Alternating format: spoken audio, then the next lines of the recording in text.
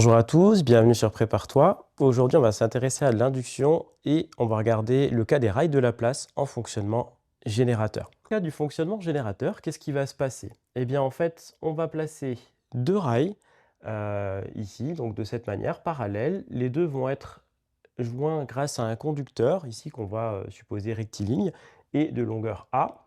Et on va venir poser sur ces rails de Laplace un barreau qu'on va pouvoir faire bouger en appliquant une force qui va être constante dans le temps et selon ici une direction, un axe OX, et selon en particulier la direction donnée par le sens de EX qui serait en fait ici vers la droite.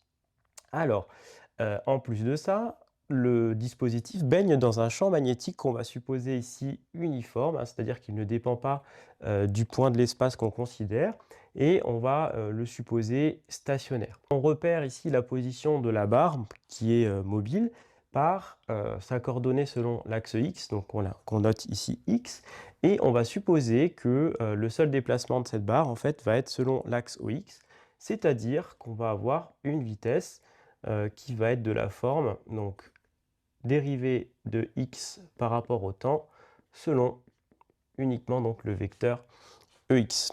Alors, on va essayer d'interpréter ce qui se passe justement dans le cas du fonctionnement générateur. Dans un premier temps, le système qu'on considère ici, c'est la barre mobile, elle va subir quoi? Elle va subir une action mécanique.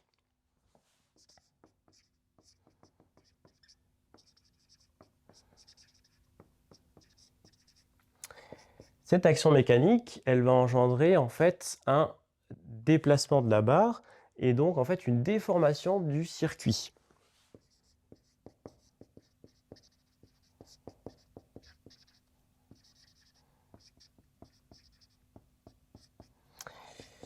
S'il y a une déformation du circuit, qu'est-ce qui va se passer? Eh bien en fait, on va avoir modification du flux qui traverse le circuit, puisque le circuit se déforme, donc le flux magnétique, hein. Et s'il y a modification du flux magnétique traversant le circuit, eh bien, d'après la loi de Lenz, hein, donc le circuit va s'opposer à cette modification de cette surface traversée par l'apparition en fait d'une force électromotrice qui va à son tour, donc FEM, force électromotrice, qui va à son tour, donc comme il s'agit en fait d'un générateur, comme on dit par un générateur, cette force électromotrice, on va avoir apparition d'un courant induit dans le circuit.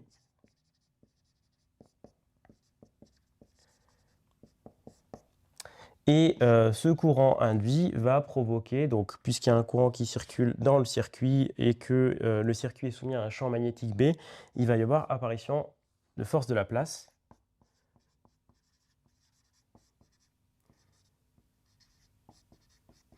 Qui vont avoir tendance à, en fait, s'opposer à la cause qui a donné naissance à l'apparition de cette force électromagnétique, à savoir l'action mécanique.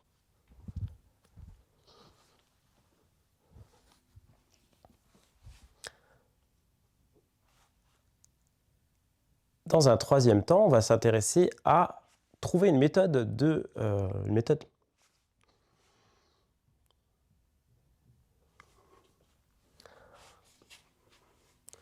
Après avoir déterminé ce qui se passe, on va maintenant donner une méthode générale pour établir en fait un bilan de puissance et voir un petit peu comment se font en fait les transferts d'énergie, hein, entre par exemple l'effort qui a été fourni par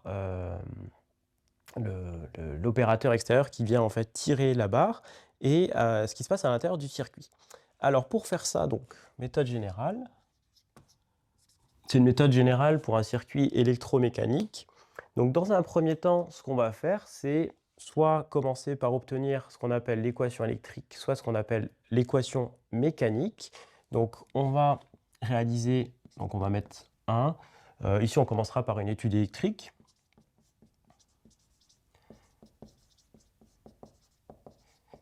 Alors, l'étude électrique, elle consiste à modéliser le circuit. On va utiliser en fait donc je mets loi d'Émaille. On peut utiliser également, on verra donc la loi d'Ohm, et ça va nous permettre d'aboutir à une équation électrique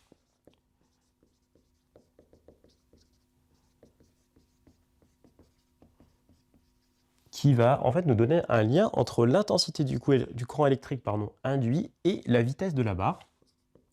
Donc je le mets comme ça. Donc c'est un premier lien entre I et V. Deuxième chose, étude mécanique, qu'on aurait d'ailleurs très bien pu faire avant l'étude électrique.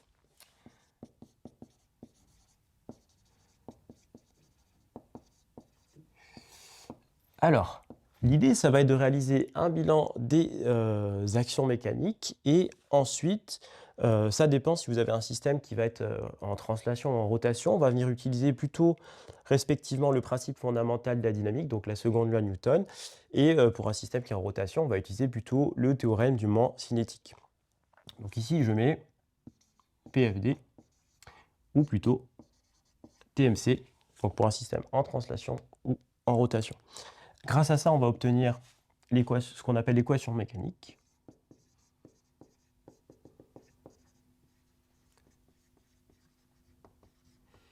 Qui va nous donner un second lien entre I et V. À ce stade, on obtient en fait deux équations qui sont dites couplées entre I et V. Le fait de les regarder simultanément toutes les deux, on va pouvoir remplacer par exemple l'expression de I par son expression en fonction de V grâce à l'autre équation. Et à partir de là, eh bien, on va trouver donc l'évolution. Donc on va déterminer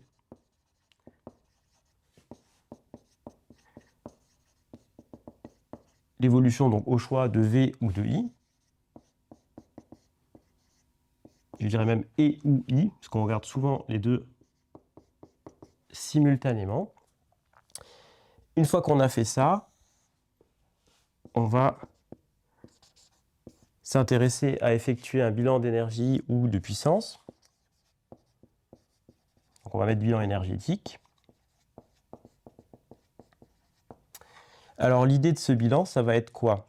Ça va être d'utiliser les équations qu'on a obtenues, donc l'équation mécanique et l'équation électrique. Et la petite astuce, donc on reviendra dessus, ça va être, donc lorsque vous êtes dans l'équation mécanique,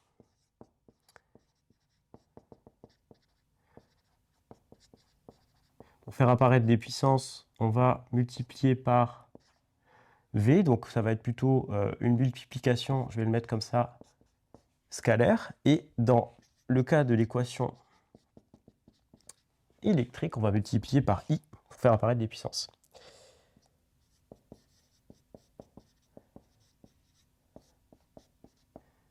Voilà.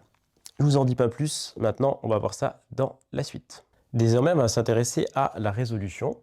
Donc première chose qu'on va faire, c'est déterminer l'équation électrique.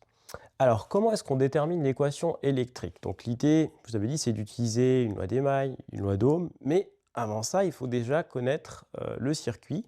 Et ce qui va nous intéresser aussi, et surtout, c'est l'expression de la force électromotrice. Dans un premier temps, on va déterminer le flux magnétique qui traverse la surface en appui sur le circuit. Alors, pour ce faire, donc on va écrire, donc je mets flux magnétique, donc traversant le circuit.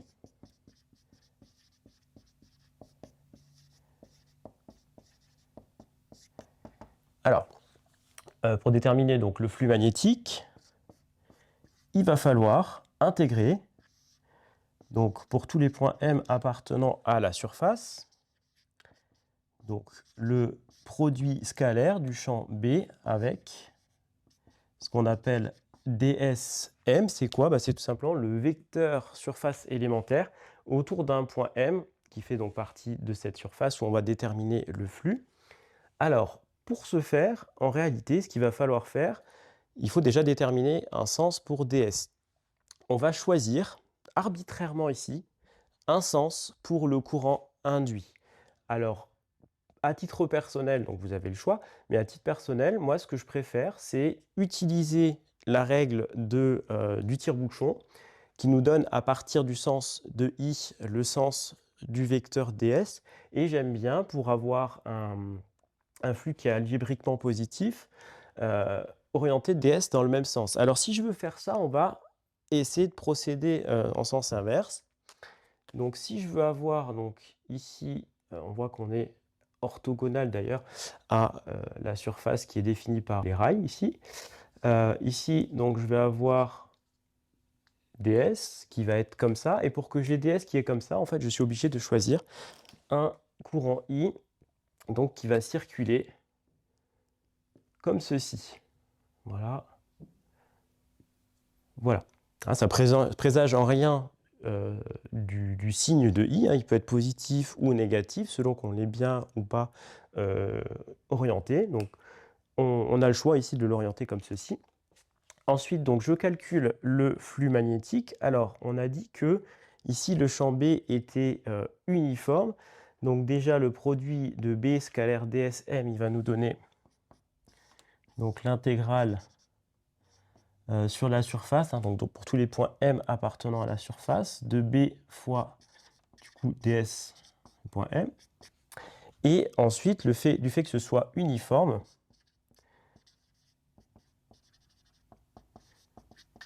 on peut sortir B. On multiplie du coup par l'intégrale de ds. Et ça, c'est quoi? En fait, c'est tout simplement la surface, du coup, qui est formée en fait par le circuit. Donc on obtient un flux qui vaut B fois la surface que je vais noter S. Et S, l'idée ici, ça va être de l'exprimer à partir des données que vous avez directement sur la figure. Donc on voit ici que là on a A et là on va avoir X. Donc la surface, c'est la surface du coup A fois X. Hein, donc ça dépend du temps. Et donc ça, c'est l'expression du flux magnétique traversant la surface en appui sur le circuit. Alors pourquoi est-ce qu'on calcule le flux magnétique? L'idée, vous me voyez peut-être déjà venir, ça va être maintenant pour déterminer E, d'utiliser ce qu'on appelle la loi de Faraday. Donc je vais mettre force électromotrice.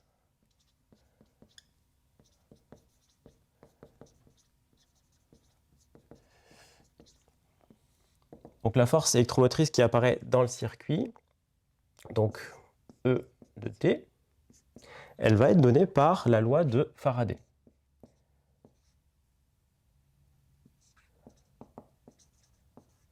Vous aurez d'ailleurs l'occasion de la retrouver en seconde année. Hein, je ne vous en dis pas plus, mais vous verrez.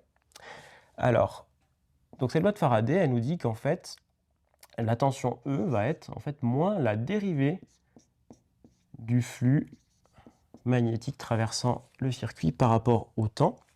Et ici, donc, si vous regardez le champ magnétique, on a supposé qu'il ne dépendait pas du temps. A, on peut supposer que le conducteur est indéformable, donc il ne dépend pas du temps. Et on va voir que X qui varie, donc on va se retrouver avec moins B fois A fois la dérivée de X par rapport au temps. Et si vous vous souvenez, en fait, on a vu que la dérivée de X par rapport au temps, c'est quoi? C'est la vitesse, tout simplement.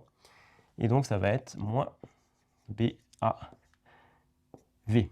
Et donc ça, c'est le flux magnétique. Une fois qu'on a ça, on connaît donc l'expression de E. Maintenant, on va trouver un lien entre la force électromotrice et le courant induit, ce qui va nous permettre ensuite, comme on a un lien entre E et V, de trouver un lien entre I et V. Donc, on va mettre schéma du circuit électrique équivalent.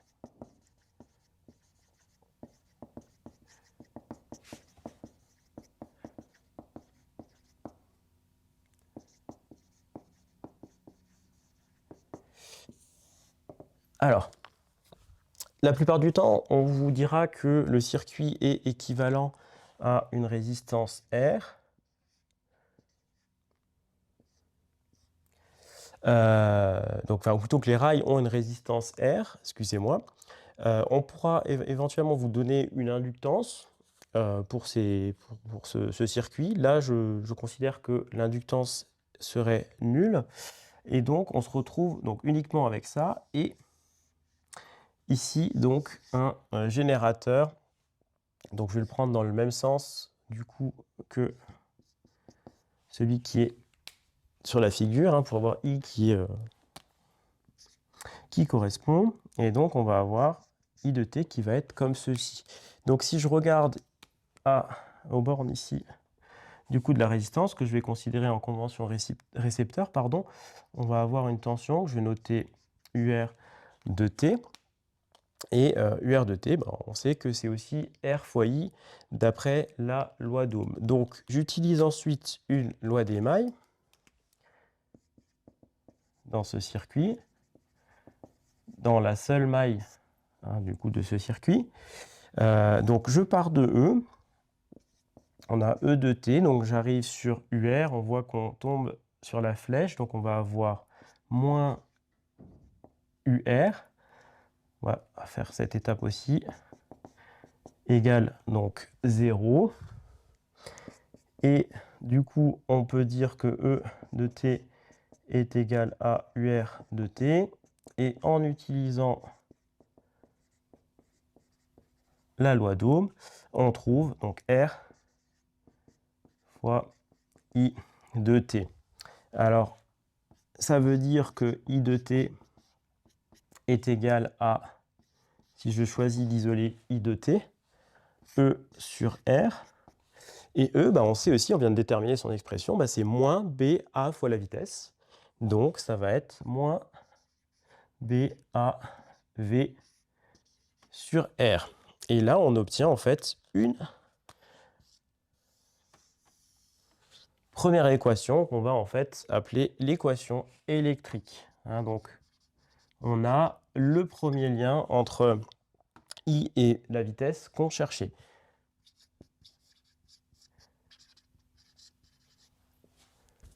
Désormais, on va s'intéresser à réaliser une étude mécanique pour obtenir une deuxième relation entre I et V.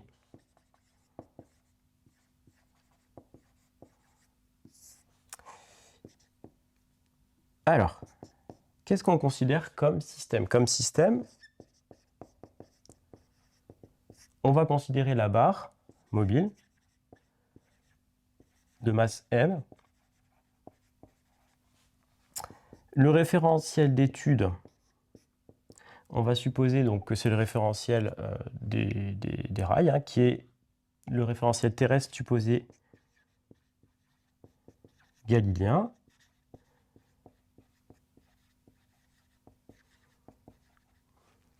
Et ici, comme on a un système qui est en translation, on va effectuer un simple bilan des forces, pas besoin de s'intéresser au moment, ce qui aurait été le cas si on avait un système qui était en rotation, comme par exemple le cas d'une spire circulaire en rotation autour d'un axe. Donc, bilan des forces.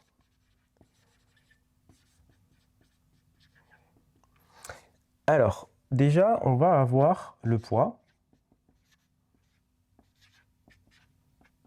Si on regarde ici, donc vous avez l'axe Y qui est vers le haut, donc le poids étant vers le bas, on va avoir moins mg, pardon, EY. On va avoir la réaction exercée par les deux rails, donc au point M et N,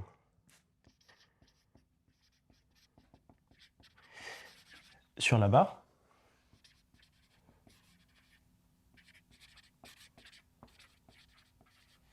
Donc ça, on va noter ça R, donc avec R, donc selon EY également. Et on va avoir selon EX la force exercée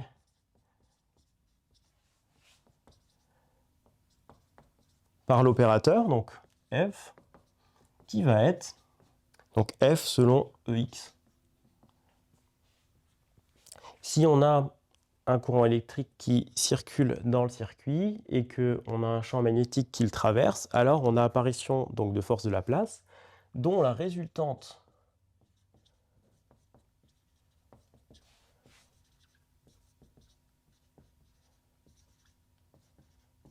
des forces donc de Laplace va s'écrire. Alors, petit indice hein, pour cette expression, si vous ne voyez pas d'où ça vient, eh bien, il faut regarder la vidéo que je vais vous mettre ici, qui concerne en fait vraiment les forces de Laplace, donc la force de Laplace élémentaire et la résultante des forces de Laplace dans le cas où vous avez un conducteur électrique. Donc comme ça, vous saurez de quoi on parle ici. Alors, celle-ci, on va l'écrire, donc I. Ensuite, on regarde le vecteur déplacement donc, au sein du tronçon qui est dans le même sens que I. Donc ici, on va de M à N, et donc on va avoir le vecteur Mn, produit vectoriel avec le champ B. Alors, ici, on peut écrire donc Mn. Vous voyez que quand je vais de M vers N, eh bien en fait, on se déplace selon moins EZ. Donc on va avoir du moins A selon EZ, donc produit vectoriel avec B, E, Y. Donc là, ça demande d'être un petit peu à l'aise avec les produits vectoriels. En particulier, normalement, vous savez que quand vous allez faire, donc vous pouvez utiliser donc, la règle de la main droite. Quand vous faites donc, les produits vectoriels, hein, pour obtenir le troisième vecteur, vous allez obtenir un signe plus ou moins. Ça dépend si vous tournez dans le sens direct ou dans le sens indirect. Donc là, si je prends ma main droite, normalement, dans le sens direct, j'aurai EZ, ou plutôt EY vectoriel EZ qui donne plus EX.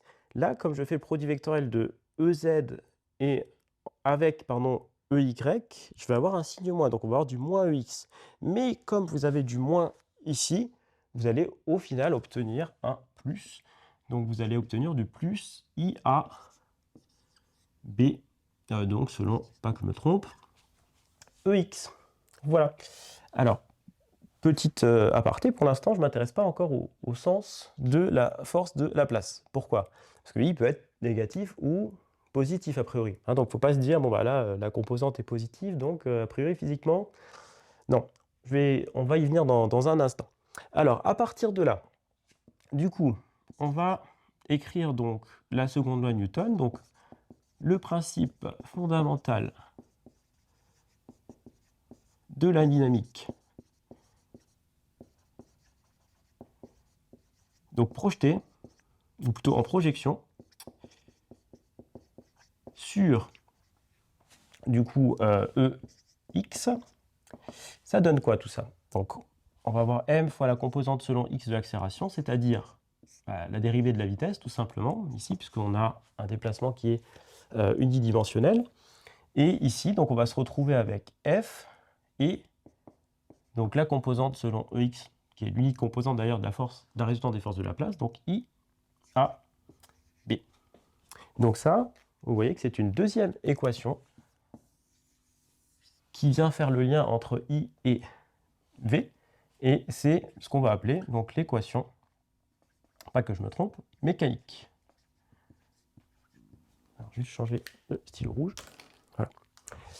Alors, ok, petite remarque. Je vous en ai parlé à l'instant, je ne voudrais pas vous décevoir. Alors, on revient sur la force de Laplace. La force de Laplace, donc on a vu que c'était IA B, donc selon EX. Ce qu'on va utiliser, c'est le fait que, grâce à l'équation électrique,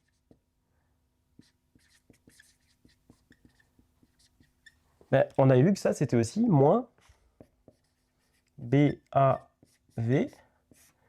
sur R. Donc, au final, on va se retrouver avec moins donc, BA au carré sur R, V, selon EX. Alors, qu'est-ce qu'on peut en conclure de ça? Alors, ce qui est intéressant, c'est que si l'opérateur exerce une force qui est dirigée vers la droite, donc V va être effectivement selon EX, donc va être positive. Et si ça, c'est positif, au final, la composante selon EX de la force de la résultante des forces de Laplace est négative. Donc ça veut dire qu'elle est dirigée ici vers la gauche, et elle va donc s'opposer au mouvement de la barre qui suit finalement la force exercée par l'opérateur. Et ça, c'est bien ce qu'on attend d'après la loi de Lenz, hein, qui vous dit que suite à la déformation du circuit et donc à la modification du flux magnétique qui le traverse, le circuit va réagir justement pour pallier à cette modification. Donc comment est-ce qu'il va pallier? Par l'intermédiaire d'une force de Laplace qui va s'opposer justement à ce déplacement. Maintenant, on va s'intéresser à déterminer les expressions de V et de I et à tracer l'évolution de V et de I en fonction du temps. Pour ce faire, donc petit rappel de ce qu'on a obtenu. On a obtenu un lien entre I et V grâce à l'équation électrique et on a obtenu un deuxième lien entre I et V par l'intermédiaire de l'équation mécanique. Alors à partir de ce moment-là, ce qu'on peut faire, on va commencer ici, donc c'est un choix, par déterminer l'expression de V de t. Pour ceci, je repars de l'équation mécanique. Donc là, j'omets d'écrire que ça dépend de t, hein, donc c'est une dépendance qu'on va supposer implicite. Donc je vais avoir F, et donc là, si j'utilise l'équation électrique, hein, donc je remplace I à B là par l'expression de I qu'on a là-bas, et donc on va obtenir BA au carré sur R fois V. Alors ensuite on peut passer tout du même côté, donc on va obtenir, et également on peut diviser par la masse, on va obtenir donc la dérivée de V par rapport au temps, plus donc BA au carré sur M fois donc la résistance fois V, et ça c'est égal à F sur M. Vous reconnaissez une équation différentielle d'ordre 1 et vous savez qu'il vous faut une condition initiale pour pouvoir la résoudre. Alors, qu'est-ce qu'on peut supposer comme condition initiale? Alors, comme condition initiale, on va supposer, donc je vais écrire ici CI, on peut supposer que au moment où l'opérateur exerce une action sur la barre, elle est immobile, c'est-à-dire que sa vitesse est nulle à l'instant qu'on va supposer être l'instant initial. Voilà. Alors, à partir de là, maintenant, on va devoir trouver la solution générale. Alors, pour trouver la solution générale de cette équation différentielle, mais en fait, ça va être deux choses. Ça va être la somme de la solution de l'équation homogène.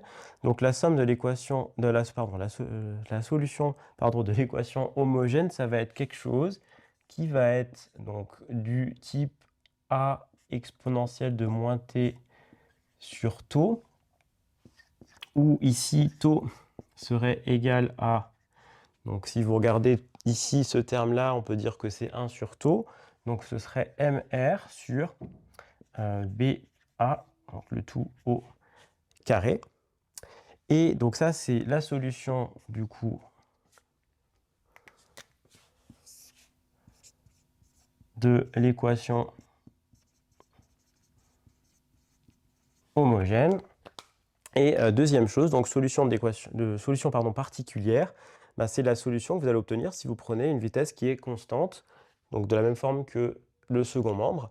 Donc la dérivée par rapport au temps de la solution particulière est nulle et vous vous retrouvez avec V particulière qui va être égale à, donc les M vont se simplifier, R, F, ou alors attendez, on va le prendre comme ça, ce sera peut-être mieux ici, avec taux. Donc on va prendre ça sous la forme donc, de taux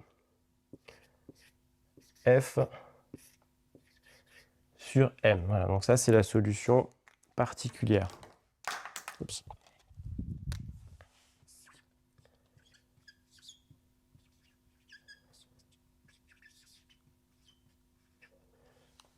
Voilà. Alors, à partir de là, maintenant, on va utiliser la condition initiale. On sait que AT égale 0, la vitesse est nulle. Et on remarque que dans ce cas-là, on va avoir A plus taux F sur M qui est nul. Autrement dit, A égale moins, taux F sur M. Et on en déduit du coup que, je vais écrire ça ici, V de t est égal à, donc on va pouvoir factoriser par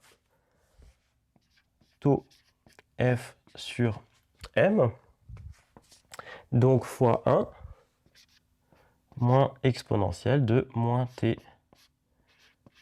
sur taux.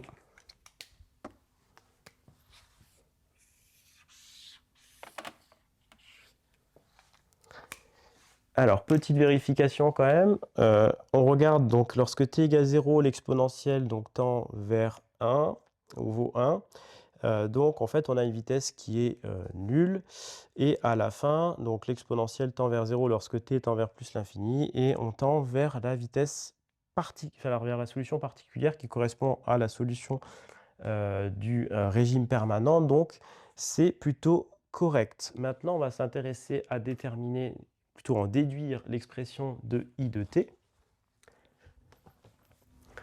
On sait que i de t, donc ça c'est l'équation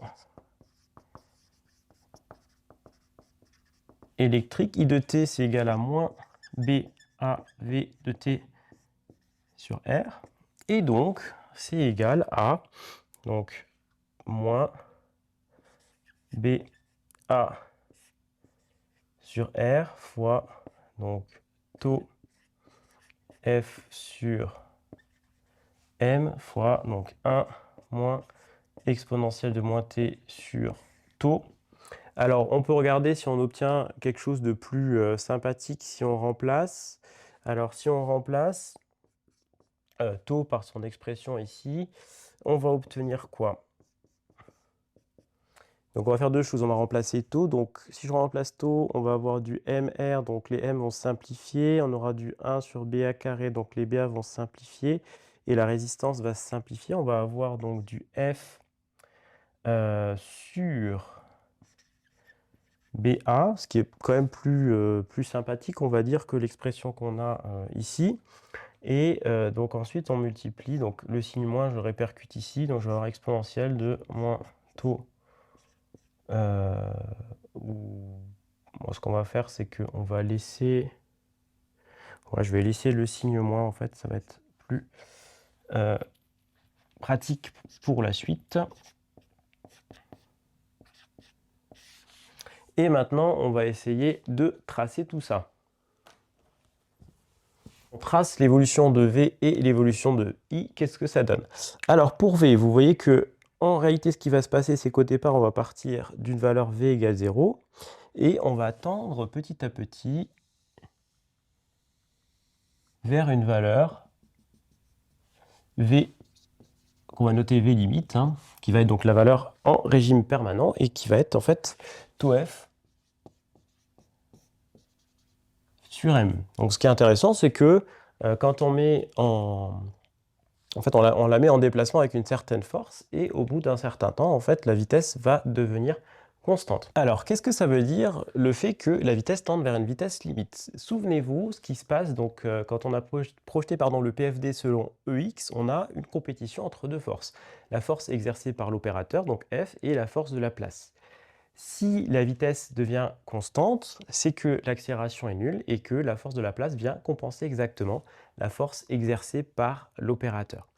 Qu'est-ce qui se passe maintenant pour I? Au départ, on part d'une intensité qui est nulle et on va atteindre, pareil, donc une intensité qu'on va noter I limite et qui va être égale, donc d'après ce qu'on avait ici, à moins F sur BA. Donc voilà pour l'évolution de la vitesse et de l'intensité dans le circuit. Désormais, dernière étape pour les rails de Laplace, donc pour notre système électromécanique, on va réaliser un bilan énergétique, enfin plutôt un bilan de puissance. Alors, qu'est-ce qu'on va faire? On va partir des équations mécaniques et du coup électriques. Donc on va commencer, donc 1, ça va être l'équation électrique. Donc je la reprends ici. On avait trouvé que E de t, c'était égal à... donc, je reprends même, donc c'était ce qu'on avait obtenu. Donc on avait obtenu par la loi de Faraday que E c'était égal à moins BAV. Et la deuxième qu'on avait obtenue, donc l'équation mécanique, on avait obtenu que m fois la dérivée de v par rapport au temps, c'était égal à donc la force exercée par l'opérateur plus I de t fois B fois A. Alors, l'idée dans ces deux équations, ça va être de faire apparaître des puissances. Alors ici, on va faire apparaître plutôt des puissances électriques et ici des puissances mécaniques. Alors pour ce faire, là, on a envie en fait de venir multiplier par l'intensité. Et ici, on a envie de venir multiplier, donc ça va être une multiplication, pardon, du coup, ici, par V de T. Alors, effectuons ceci. Donc 1 va devenir donc E de T fois I de T. Et donc là, on va obtenir donc moins B A V de T I de T. Et pour la deuxième équation, qu'est-ce qu'on obtient? On va obtenir donc M fois donc, la dérivée de V par rapport au temps fois V de T. Et on va avoir donc F fois V de T plus B A V de T I de T. Alors, chose intéressante, donc là je pense que vous devez le voir, vous avez un terme commun dans ces deux équations. On a ce qu'on appelle donc le terme de couplage électromécanique.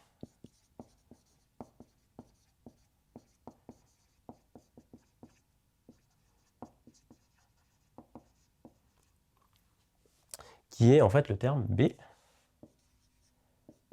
fois A fois V de T fois I de T. Alors, qu'est-ce qu'on peut faire? On peut isoler dans ces deux équations ce terme-là, donc le B fois A fois V fois I de T, et égaliser membre à membre les deux membres en fait de ces deux équations. Donc on isole. Donc du coup B A V de T I de T, on égalise du coup dans les deux équations et on égalise. Donc je vous laisse le faire à titre d'exercice et vous obtenez quoi? Alors, on va obtenir, donc ici, hein, si je fais passer ça en fait, on va isoler plutôt moins BAV.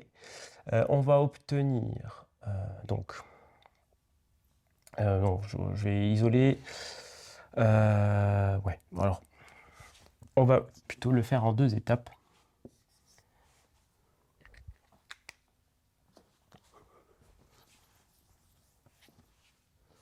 Donc, on isole, ici, on isole BAV I de T dans les deux équations. Donc, dans la première, on va obtenir BA V de T I de T égale moins E de T I de T.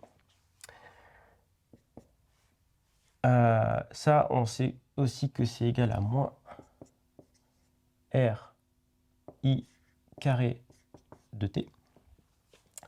Et dans la deuxième, on va avoir BA V T I de T égale donc moins M fois la dérivée de V par rapport au temps fois V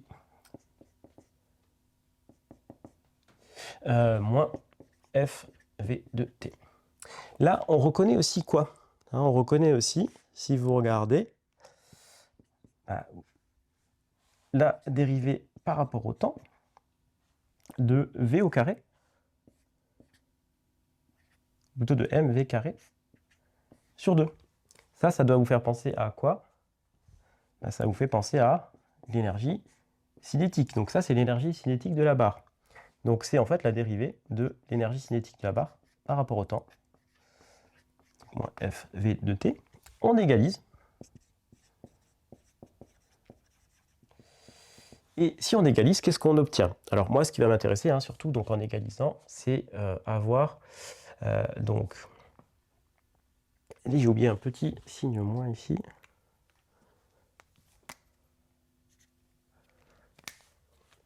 Donc je vais avoir d dérivée de l'énergie cinétique, donc qui dépend du temps, moins FV de T égale donc moins R I carré de T. Et là, ce que je vais faire, moi, c'est isoler FV. Donc ça, c'est égal à la dérivée de l'énergie cinétique par rapport au temps, plus, donc du coup, si je passe RI carré de l'autre côté, RI carré de T.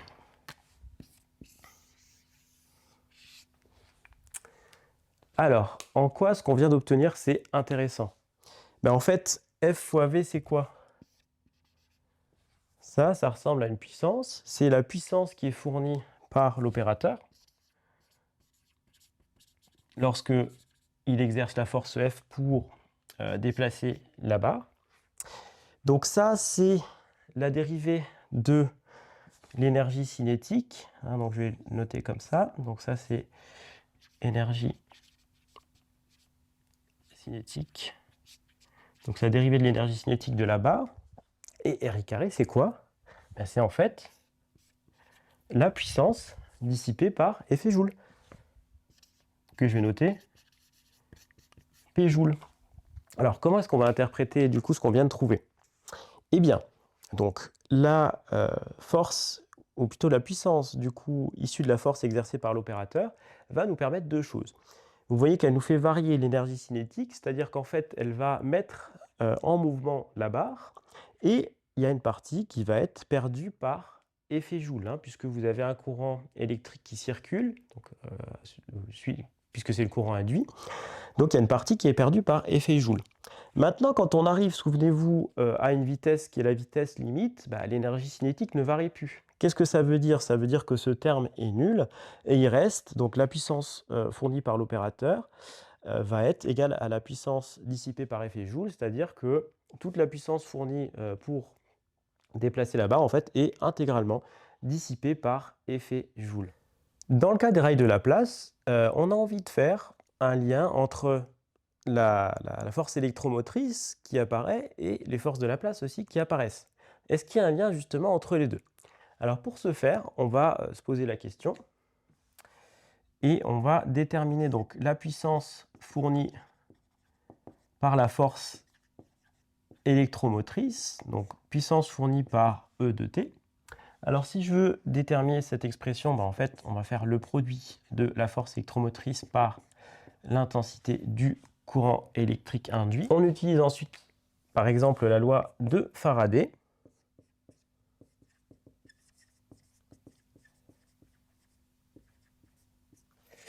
Alors si je remplace, donc on avait moins BAV, hein, donc c'était moins la dérivée du flux magnétique par rapport au temps.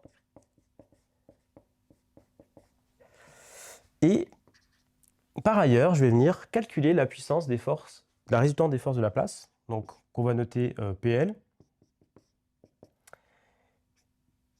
Et cette puissance, donc ça va être le produit scalaire de la résultante des forces de Laplace avec du coup la vitesse. Ici, on va avoir donc, on avait BAI